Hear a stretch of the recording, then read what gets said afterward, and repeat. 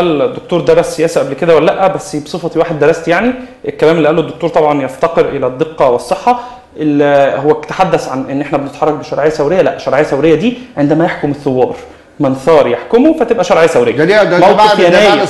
انا ما قطعتش حضرتك ما تقاطعنيش. اكمل كلامي عشان انت بتفضل اكمل كلامي موجوده يا حبيبي. اكمل كلامي انا سامع.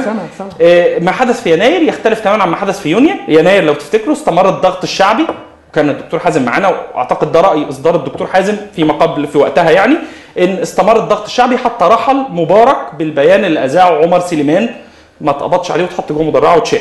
تمام، يعني كان السيناريو مختلف تماما. شكل رحيل الرئيس نفسه بتخلي، بالعكس ده مبارك رسم لنا هنعمل ايه بعد كده، وراح فارض علينا سلطه اللي كان بيعارضها الدكتور حازم في هذا الوقت، اللي هي اللي تورطت في قتل الدكتور علاء عبد الهادي والشيخ عماد عفت. فرض علينا هذه السلطه.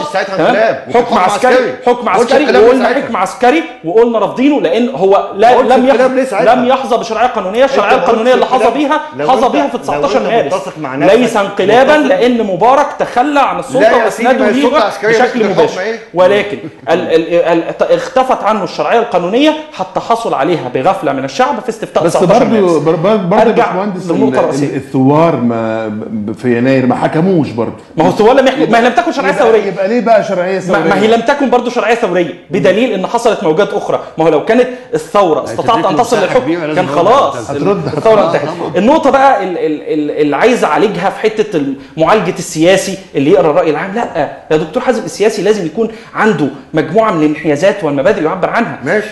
ما ينفعش ابقى عشان لمجرد ان انا سياسي اشوف الراي العام النهارده رايح يمين فرايح يمين، بكره الراي العام رايح شمال اروح شمال. ما ينفعش ابقى شغال من كل فيلم اغنيه بنقل النهارده عربي وانجليزي. ما ينفعش. لازم يبقى ليا مبادئ وانحيازات واضحه، الناس تعرف انا على ايه. فبالتالي اللي عايز انحيازاتي يجي لي، لاني واضح وموقفي ما بيتغيرش. تمام.